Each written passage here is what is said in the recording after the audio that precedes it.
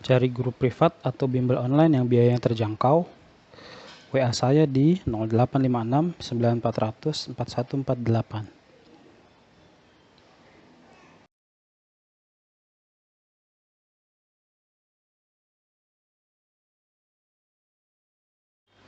Penyebab terjadinya vegetasi savana di Nusa Tenggara Timur adalah A. Musim tidak beraturan, B. Suhu udara selalu tinggi, C. Intensitas penyinaran tinggi, D. Curah hujan tahunan rendah, atau E. Kondisi tanah selalu kering. Sabana atau savana merupakan padang rumput yang diselingi pohon dan semak belukar. Bioma ini dapat terbentuk pada daerah yang memiliki curah hujan rendah dan tidak teratur seperti di Nusa Tenggara Timur.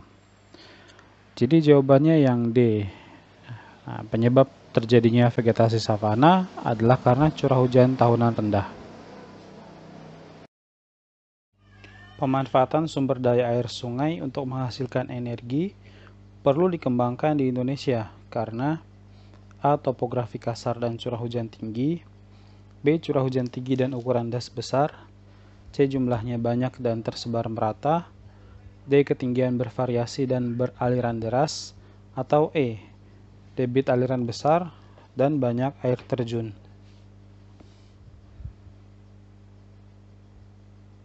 Karakteristik sungai yang dimanfaatkan untuk menghasilkan energi adalah yang memiliki arus kuat untuk dapat menggerakkan turbin sebagai pembangkit listrik. Pilihan A, D, dan E adalah jawaban yang benar. Topografi kasar dan curah hujan tinggi, ketinggian bervariasi dan beraliran deras, kemudian debit aliran besar dan banyak air terjun. Ingat bahwa seleksi masuk PTN soalnya itu seringkali menampilkan pilihan jawaban yang benar lebih dari satu. Nah, tapi kita pilih yang paling tepat atau paling lengkap. Akan tetapi yang paling tepat di sini adalah topografi kasar dan curah hujan tinggi. Topografi kasar membuat suatu daerah memiliki ketinggian yang bervariasi dan banyak air terjun sehingga memiliki aliran yang deras. Ditambah lagi curah hujan yang tinggi sebagai suplai utama air sungai di hulu. Jadi jawabannya yang A yang paling tepat. Topografi kasar dan curah hujan tinggi. Judul peta harus ditulis dengan ukuran huruf yang relatif lebih besar, karena A. Posisinya di bagian atas, B. Berisi informasi umum, C. Penampakannya harus dominan, D. Memuat informasi tema utama, atau E. Memenuhi unsur keindahan. Judul merupakan identitas dan informasi utama dari sebuah peta. Maka ia harus terlihat jelas dengan ditulis atau diketik dengan huruf kapital, dicetak tebal, berukuran besar, dan diletakkan di atas. Jadi di sini jawabannya yang paling tepat adalah yang D, memuat informasi tema utama. Lapisan debu kosmis menghambat pancaran energi matahari yang menuju permukaan bumi karena A. Memantulkan sinar ultraviolet, B. Menyerap sinar ultraviolet, C. Membiaskan sinar ultraviolet, D. Menyerap sinar inframerah, atau E. Memantulkan sinar inframerah. Debu kosmis atau debu antariksa merupakan debu yang terdapat di luar angkasa dan dapat jatuh ke bumi. Salah satu peran debu ini diantaranya adalah menghambat pancaran energi matahari yang menuju permukaan bumi karena ia menyerap sinar ultraviolet. Jadi ingat bahwa kalau kita bicara energi matahari, nah itu yang paling utama adalah sinar ultraviolet. Jawaban yang paling tepat yang B, menyerap sinar ultraviolet. Frekuensi getaran gempa vulkanik jauh lebih tinggi dibandingkan dengan gempa tektonik karena A. Setiap erupsi disertai gempa berkali-kali, B. Energi gempa vulkanik dilepaskan secara bertahap, C. Cadangan energi gempa vulkanik sangat besar, D. Jumlah gunung api banyak dan tersebar merata, Atau E. Pasca gempa vulkanik selalu disusul erupsi gunung api. Gempa vulkanik lebih sering terjadi daripada gempa tektonik. Dengan kata lain, frekuensi gempa vulkanik lebih tinggi dibandingkan dengan gempa tektonik. Sebabnya adalah gempa vulkanik identik dengan aktivitas magma yang bergejolak atau bergerak muncul ke permukaan ketika sedang erupsi. Karena proses ini berlangsung terus-menerus dan pelepasan energi dilakukan secara bertahap, maka frekuensi gempa vulkanik cukup sering terjadi dibandingkan dengan gempa tektonik. Meskipun begitu, gempa vulkanik memiliki kekuatan yang lebih lemah daripada gempa tektonik. Jawabannya yang B. Energi gempa vulkanik dilepaskan secara bertahap. Jadi yang mesti kita ingat di sini adalah perbedaan karakter gempa tektonik dengan gempa vulkanik. Sederhananya, gempa vulkanik sering terjadi tapi kekuatannya cenderung lemah. Sedangkan gempa tektonik jarang terjadi, tapi sekalinya terjadi biasanya kekuatannya besar. Gempa-gempa yang sampai menimbulkan tsunami, kemudian kerusakan-kerusakan berat, itu biasanya gempa tektonik. Di selatan ekuator, curah hujan Indonesia bagian barat lebih tinggi dibandingkan dengan bagian timur. Karena A. Banyak siklon tropis timur, B. Angin muson dari arah barat, C. Banyak terjadi hujan konveksi, D. Angin pasat tenggara lembab, atau E. Banyak terjadi hujan orografis. Penyebab Indonesia mengalami musim hujan adalah bertiupnya angin muson barat yang membawa uap air dengan jumlah sangat banyak. Nah, ingat bahwa angin muson barat itu angin yang bertiup dari barat menuju ke timur. Karena angin ini bertiup dari arah barat, maka wilayah Indonesia bagian barat yang lebih dahulu dilalui mendapatkan curah hujan lebih banyak daripada wilayah Indonesia bagian timur. Maka di sini jawabannya yang B, angin muson dari arah barat. Nah, pengaruhnya dari fenomena ini adalah semakin ke timur, umumnya vegetasinya itu semakin berkurang kelebatannya. Nah, inilah kenapa di Sumatera dan Kalimantan, karena curah hujannya paling tinggi, maka terbentuklah bioma hutan hujan tropis. Kemudian di Pulau Jawa itu semakin berkurang curah hujannya, maka terbentuklah di situ bioma hutan musim. Dan bergeser lagi ke Nusa Tenggara. Nah, ingat bahwa tadi di soal awal kita sempat ketemu dengan savana atau sabana, itu bioma khas di Nusa Tenggara. Nah, kenapa bisa terjadi kayak gitu? Karena curah hujannya yang lebih rendah. Nah, jadi penyebabnya karena memang angin yang membawa curah hujan ini bertiupnya dari barat. Makanya wilayah barat yang lebih dulu dilalui itu mendapatkan curah hujan yang lebih banyak daripada wilayah bagian timur. Secara hidrologis, keberadaan hutan mendukung upaya konservasi sumber daya air karena A. Mempertahankan keberadaan air, B. Mengendalikan potensi air, C. Meningkatkan resapan air, D. Menjamin kelestarian air, atau E. Menjaga kualitas air. Salah satu fungsi hutan adalah fungsi hidrologis, yang artinya menjaga kualitas dan kuantitas air.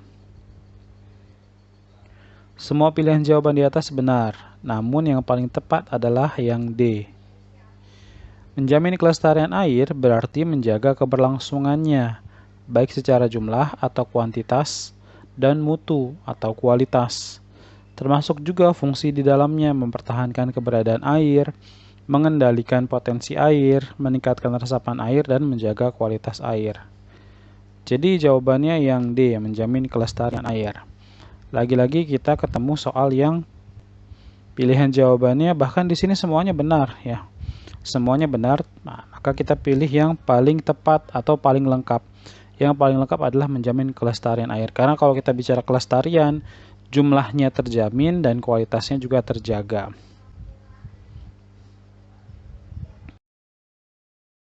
Faktor yang digunakan untuk menentukan angka kematian kasar atau crude mortality rate penduduk suatu wilayah adalah A. Angka kematian akhir tahun dan jumlah penduduk awal tahun, B. Jumlah penduduk pertengahan tahun dan angka kematian bayi, C. Angka kematian awal tahun dan jumlah penduduk akhir tahun, D. Jumlah penduduk akhir tahun dan angka kematian bayi, atau E. Angka kematian dan jumlah penduduk pertengahan tahun. Angka kematian kasar atau CDR merupakan angka yang menunjukkan jumlah kematian dari setiap 1000 penduduk. Rumusnya, CDR sama dengan jumlah kematian dalam 1 tahun dibagi jumlah penduduk pada pertengahan tahun dikali 1000. Jadi jawabannya yang E, angka kematian dan jumlah penduduk pada pertengahan tahun.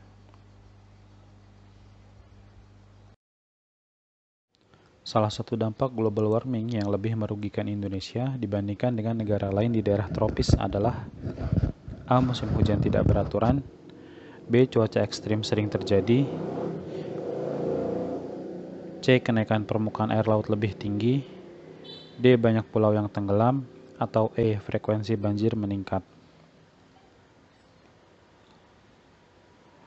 Global warming membawa berbagai dampak pada alam, di antaranya perubahan musim yang sulit diprediksi, seringnya terjadi berbagai fenomena cuaca ekstrim, kemudian suhu yang tinggi membuat es di kutub mencair, dan akhirnya merendam pantai-pantai dan pulau-pulau kecil. Perlu diingat bahwa Indonesia termasuk negara tropis dengan jumlah pulau terbanyak. Maka kerugian Indonesia yang lebih besar dibanding negara-negara lain di daerah tropis adalah banyaknya pulau yang tenggelam. Jadi jawabannya yang D, banyak pulau yang tenggelam. Ingat bahwa Indonesia punya sekitar 17 ribuan pulau.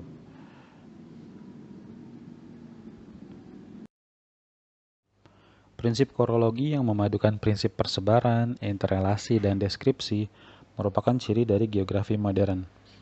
Sebab korologi merupakan prinsip geografi yang mengkaji hubungan timbal balik antar fenomena geografi.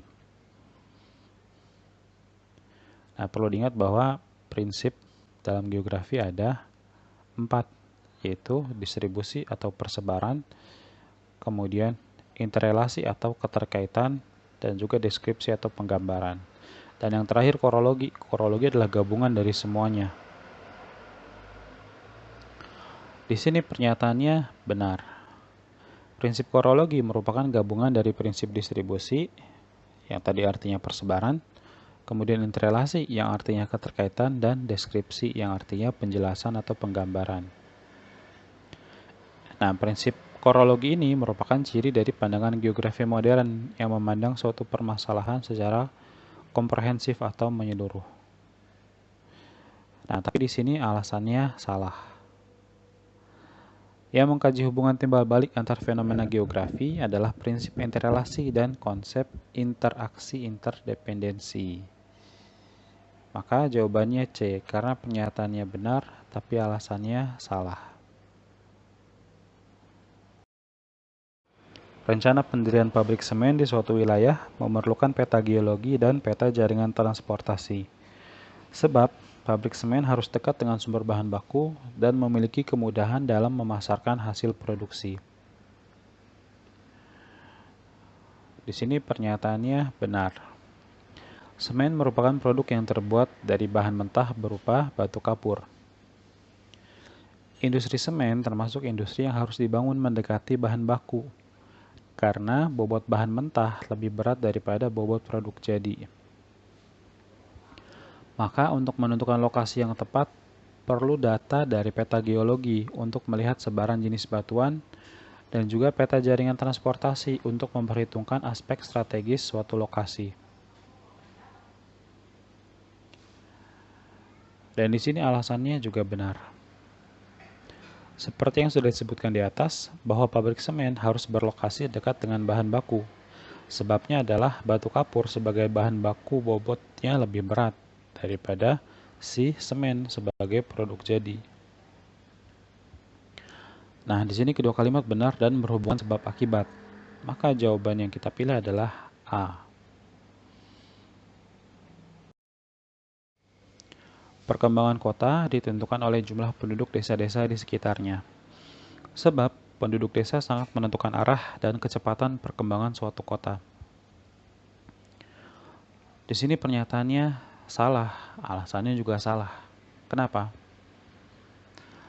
Perkembangan kota tidak ditentukan oleh jumlah penduduk desa-desa di sekitarnya. Kota cenderung dapat menentukan arah perkembangannya sendiri, lebih mandiri. Nah, kota tidak tergantung oleh penduduk desa di sekitarnya. Perkembangan ini terutama dilihat dari sisi ekonomi, sosial, dan budaya. Nah, kenapa dikatakan kota menentukan arah perkembangannya sendiri? Nah, tidak tergantung oleh penduduk desa di sekitarnya. Dan kita dapat katakan masyarakat kota ini lebih mandiri daripada masyarakat desa. Dilihat dari sisi apa? Dilihat dari sisi bahwa orang desa masih melakukan kegiatan pertanian. Yang kita bisa katakan itu sangat tergantung pada alam. Nah, ketika ada musim hujan berkepanjangan, banjir, bisa gagal panen. Atau ketika kemarau panjang, paceklik, kemudian juga gagal panen. Nah, itu mereka sangat tergantung dengan alam. Sedangkan orang kota tidak secara langsung bergantung pada alam. Jadi orang kota cenderung lebih mandiri dan kita bisa katakan tidak tergantung atau tidak ditentukan oleh jumlah penduduk desa-desa di sekitarnya. Maka di sini yang kita pilih adalah jawaban yang E. Unsur interpretasi yang digunakan untuk mengidentifikasi objek persawahan melalui foto udara adalah 1. Bentuk dan situs, 2. Rona dan asosiasi, 3. Tekstur dan pola, 4. Ukuran dan rona. Nah, ini contoh dari gambaran foto udara yang objeknya adalah persawahan.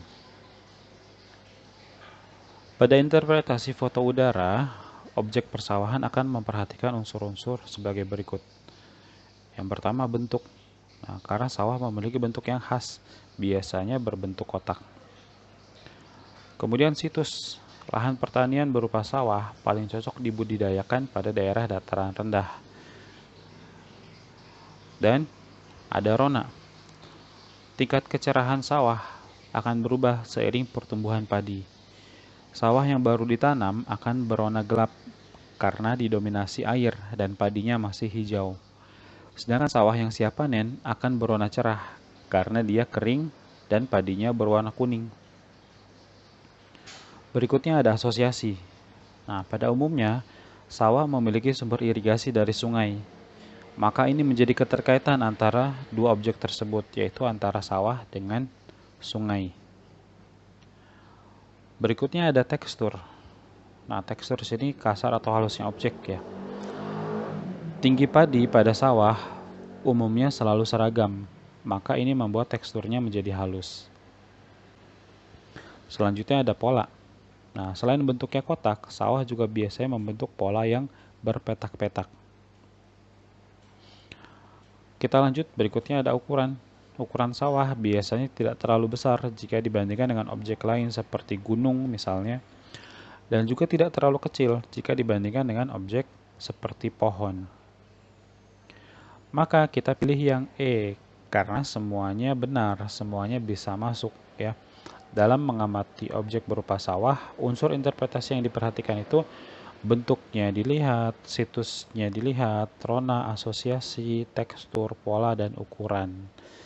Jadi kita pilih jawaban yang E.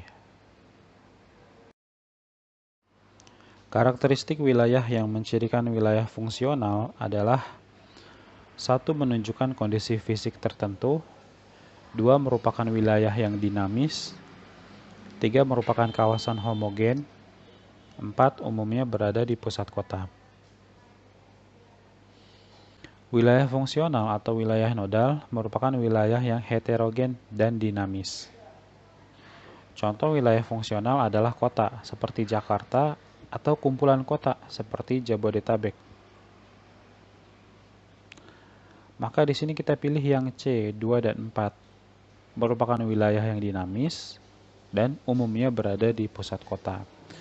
Nah, kita tidak mungkin milih yang 1 dan 3. Kenapa?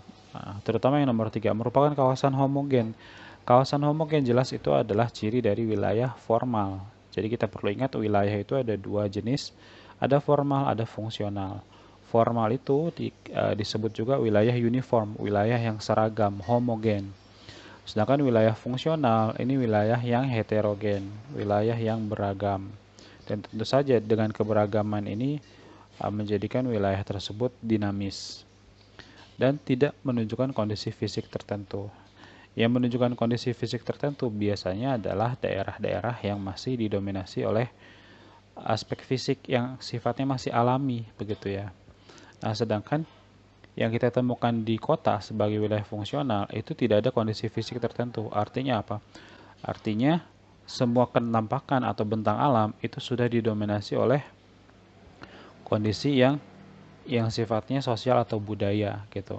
Maksudnya kita temukan gedung-gedung, jalan, jembatan. Nah, sedangkan di desa kita bisa temukan gunung, kemudian bentukan-bentukan yang sifatnya masih alami begitu ya. Nah, itulah kenapa jawabannya yang C, 2 dan 4.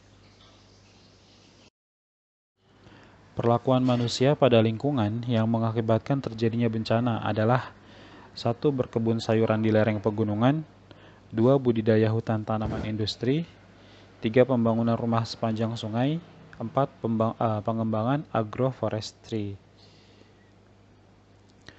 Dari soal tersebut, aktivitas manusia yang dapat mengakibatkan terjadinya bencana adalah berkebun sayuran di lereng pegunungan dan pembangunan rumah sepanjang sungai. Pegunungan merupakan wilayah hulu yang berperan penting bagi kelestarian wilayah lainnya yang lebih rendah.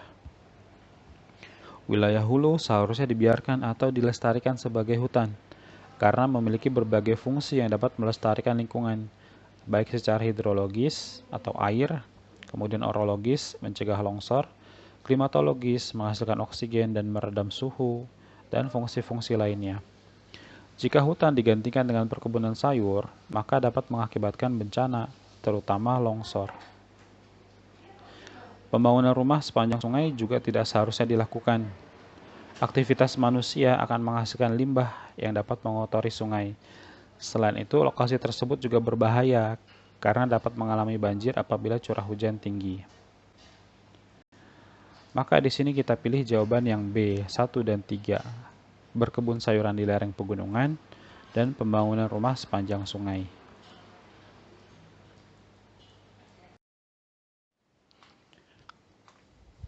Ada kritik, sanggahan, atau pertanyaan? Silakan sampaikan di kolom komentar.